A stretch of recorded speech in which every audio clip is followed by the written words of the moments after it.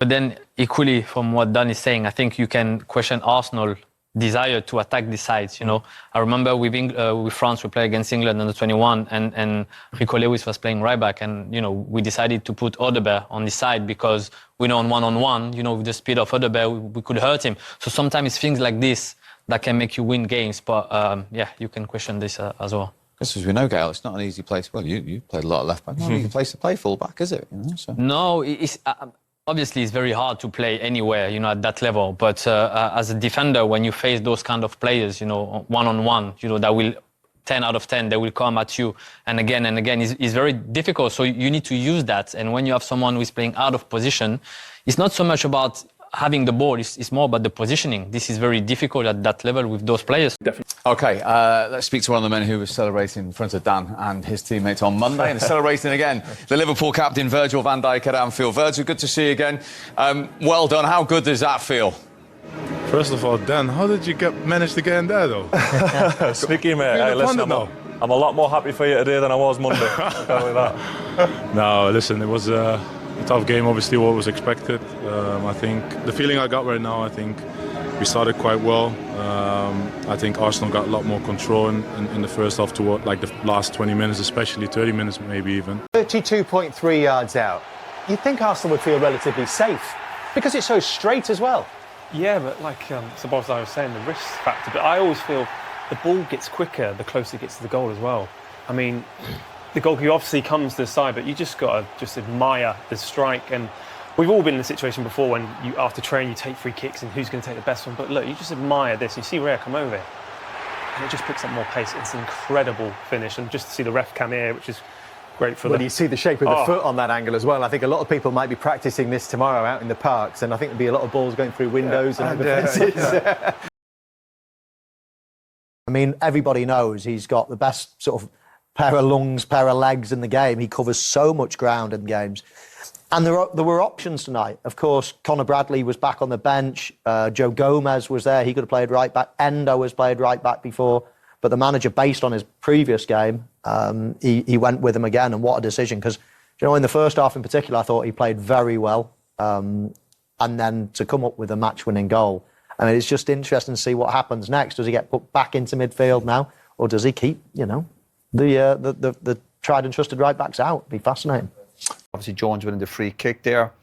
And for all Arsenal, a bit like when they were at Old Trafford, if Arsenal attack and play that day and today just wasn't good enough, not sharp enough. They need to do better. You agree with that, Theo?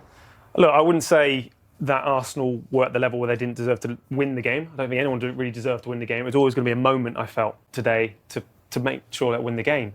But this is the difference where you talk about the risks, and that's the side of it that Arsenal aren't doing at this moment in time. Forwards have to take risks if you want to be able to win. Does the manager have to take more risks as well? Look, I think he made the substitutions at the right time. I think the game plan was going the right way for Arsenal. Makeshift right back and then the match winner. And really interesting, actually, we were just doing some research. He is the captain and free kick taker of Hungary. He scores free kicks for Hungary. But as he was saying, when you're playing with Trent Alexander-Arnold, when you play for England with David Beckham, nobody else gets a chance because they're so good. Absolutely.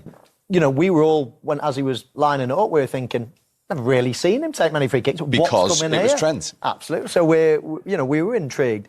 And then in his interview there, he said, well, when I get closer, I have a different technique. It wouldn't have been that type of... So I can't wait now until there's one from 20 yards out to see what he's doing. Because, as you say, Trent Alexander-Arnold was exclusively taking the free kicks over the last few years. So quite incredible that Liverpool have got another very good free kick taker in their ranks.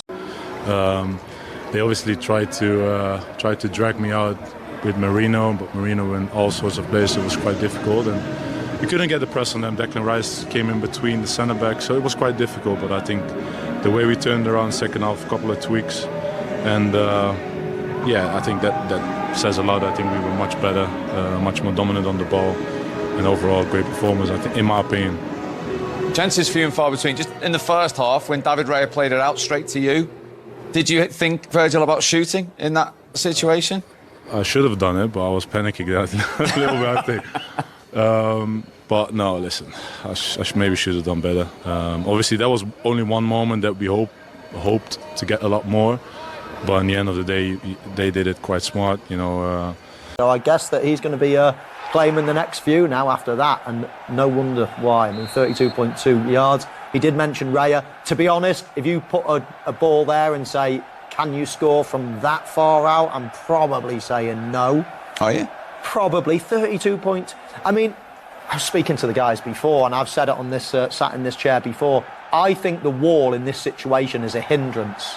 I don't know. I think soon, I'd be surprised if soon, when the ball is that far out, 32 yards out, over 32 yards out, if the goalkeeper stands in the middle and there is no wall, I bet he doesn't have to even dive. I bet he can just shuffle and catch it. The wall in that situation is a hindrance. They don't get to see it. It's only 3 games, but in the 2 away games that we've seen Arsenal this season, nothing has changed. Heavily reliant on set pieces, don't create anything in open play, and are the best team in Europe for me defensively. I think it's great when you have a defensive record like they have, and they're very good at set pieces. We've got to give Arsenal a thumbs up for that. But if you're just dependent on that all the time, and then you come to like Liverpool, where you go, the set pieces, Liverpool are defending well. Obviously, it's hard to score at Liverpool. To do something a little bit different, Rice and they're going off taking corners, and they're taking ages. They're slowing the game down. That's part of the attack. Just get people in position. But you're looking at Arsenal, go, do something off the cuff, do something quickly, do something whatever. Yeah, there was a bit of rush in their play towards the end when they were chasing the goal. But I mean, general play, you're thinking, do something quickly, do something off the cuff. They're still going forward, a bit robotic. Give somebody a target to hit it over and up. The goalkeeper always has to shuffle one side of the goal or the other. If he just stands in the middle and there's nothing in front of him, what would happen is the opponents would start blocking. The opponents would make their own wall. And that just shows you. The free kick taker wants a wall there. It gives them a point of reference. So don't get me wrong, 20 yards out, you need a wall. But over 32 yards out, I think a wall is a hindrance to a goalkeeper. I do agree with that from that far out. I think if you give any footballer a shot from that far out with nothing in front of them and said, hit that, I don't even know like sort of what technique you would go for. I think people would just try and lace it.